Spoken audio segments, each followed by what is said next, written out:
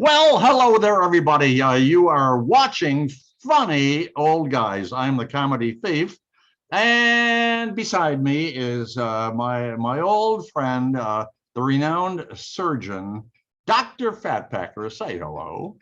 Well, guten Tag, everybody. So glad you're here and joining us today. Don't worry, I Indeed, can't see you. indeed. Well, of course we can see them. And below us, over there, with this wild, sexy hair, there is well, it's a wig. But anyway, this is homeless Charlie. We absolutely adore your mustache this week. So say hello to our expanding fan base. Well, hello to our expanding fan base. Now, Yeah, what we do? Doesn't he look like one of the Three Musketeers? He looks like Clark Gable without the sword. Clark Gable wasn't a Three Musketeer. Oh, what the hell. Anyway, we tell jokes, you laugh, you know the whole routine here. We've been doing this for a very long time, and our audience is just getting huge. But before we start telling jokes, Dr. Fatpacker, we have a point of conversation just between the three of us. And what is that point of conversation? Oh, you want me to tell it? Okay. Sure. Sure. Now, what if you had an apprentice? Yes. And you had to teach him everything that you knew? What would you teach him? I will go to homeless Charlie first and ask him, Charlie, have you had a chance to think about that? Yeah. Well, yeah, I thought about it for a couple seconds, and I really think that I have become so good at the self-checkout at Walmart's that I would pass this on to somebody. It takes a lot of skill to figure out how to scan these packages, and also, you can forget to scan a few of them once in a while, and you don't get caught. So I try to make sure you won't get caught. Very good. Sounds like life lessons then. That's good. Yes. Yeah. Yes. A comedy thief. What would you do? What would you teach somebody? Well, if I was teaching my somebody the checkout system at Walmart, I said if you do it really well, you'll get promoted to district manager. That's there you are. But what I would do if I could, someone was my apprentice, it'd be my grandson, Brandon. Now, Brandon is the last of the family to have the family name, right? And he's a young man. He's a young man, but he's all man, and so he would have an opportunity to proliferate the family name, and I would do my very best to teach him all the techniques that I've learned over many years on proliferation. That's what I would do. Dr. Fatpacker. Good.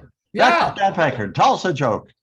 Well, I want to tell you what I would teach somebody first, because I just started the whole thing. Now, calm down. Oh, yeah, it's your turn, isn't it? Yes, it is. I have a very special talent that I'd love to teach my grandson, and that would be working with balloons. And I would teach him how to do all the different balloons that I know. And he could go and he could do clowning, and he can do birthday parties then, and he could twist up things if he'd like. And it's a very nice thing to do because it's fun and the kids love it. And you end up with stuff like that. Oh, I thought you were doing a banana. You haven't had your potassium yet today, have you? That is beauteous. Look at that, folks. Look at that. There we go. A doctor of many talents. Okay, now beyond that, we're going to let you tell the first joke. Well, I heard a couple of, how many does it take to change a light bulb? I thought you would like them. So number one was, how many actors does it take to change a light bulb? Oh, no. And that would be 100, of course. 1 to screw the light bulb in, and 99 to stand around saying, it should have been me up there. As actors, Oh, and then the last one is, how many men does it take to screw in a light bulb? I don't know. Only one. Yep. And men will screw anything. Oh, okay. Almost Charlie, tell us a joke. Well, feeling down about her thinning hair, Yes. my girlfriend told a friend, she said, soon I'll never need to go back to the beauty salon. Whenever I vacuum, all I do is pick up hair. A glass half full kind of gal, she responded, well, then you won't need to vacuum either. Oh. I mean, there's all those absolute pluses. Well, gentlemen, the other day I went to this fancy restaurant and I ordered escargot. And after about 20 minutes, they brought my meal. They set it in front of me. I looked down and I was horrified. I called the wait over. I says, what the heck is this? This is the most disgusting thing. And the waiter says, what's the matter, sir? I says, my escargot is just loaded with slimy snails. Yeah. You are so silly. You know that, right? Dr. Fatpacker, tell us a joke. I was in the bar the other day, and I saw these two husbands and I overheard them talking about their marriage. Yep. When the unhappily married guy, they admitted that they were arguments sometimes. Yep. And then one of them said, I've made one great discovery. I now know how to always have the last word. Oh. The other guy goes, well, wow, that's nice. How did you manage that? And he'd go, well, it's easy. All I say is my last word is always, yes, dear. Perfect. Homeless Charlie, it's your turn. Tell us a joke. Ooh, jokes. Well, I'll tell you, an old lady walks into a pet store and she found a parrot and wanted to buy it. And the owner said, heck no, that parrot has a bad mouth. You do not want that parrot. She says, well, I could teach it good manners. And so when she got home, the parrot said a bad word. So she put it in the freezer for 10 seconds. And then she took it out and said, did you learn your lesson? Well, it said another bad word, so she put it in for 30 seconds. Whoa. She took it out and asked if it learned its lesson yet. And the parrot said, oh, brr, yes, I learned my lesson. But what did the chicken do? Well, anyway, you guys know that I drink too much, right? Yes. I drink so much. How much do you drink? I drink so much. The other day I went into a restaurant and I ordered roast beef on the rocks. That's Dr. Fatpacker. Say, what do you get when you mix beans and onions? Beans? I have no idea. Tear gas. That's a good one. I like that one. Almost Charlie. Tell us a joke. Well, we all have the power to change at least one thing a day. Please make it your underwear. Oh. Monday, Tuesday, Wednesday, Thursday, or Friday. Well, I don't know if I told this joke before, but there's a new device that they're marketing that will turn thoughts into speech. You know what it's called? What? Alcohol. Did I use that one before? I don't know. No, that's good. Oh, okay. And it makes plenty of sense too. Tell us a joke. Well, speaking of devices, in the olden days, they used to have this thing called a chastity belt. Yes. And I read this story about this knight that was ready to go off to the Crusades, but he didn't want to leave his beautiful wife at home. Of course. So he went to his best friend and he says, I can trust you. Here's the key for her chastity belt. In case I never get back, unlock her then and set her free. And so as the knight was driving away, he got about 1 mile on his horse there. And all of a sudden, this guy, his friend comes running up to him. He goes, hey, you gave me the wrong key. I can always trust you. Yeah, yeah. Almost Charlie, tell us a joke. Woo. Well, here's a tip. Oh, Since we're all getting older, is don't wait until you're on your deathbed to tell people how you feel. Of course. You could be too weak to raise your middle finger. Well, this fellow put an ad in the paper right in the height of the COVID pandemic. And the Right. ad says, young man seeking young woman with toilet paper and hand sanitizer. The object would be some good, clean fun. cute, very cute. Dr. Fat Packer, go for it.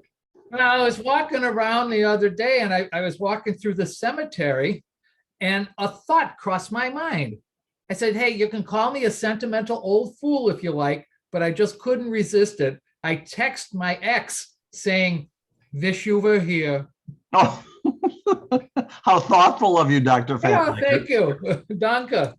Almost Charlie, tell us a joke. Oh, by the way, oh, wait a minute. Yeah.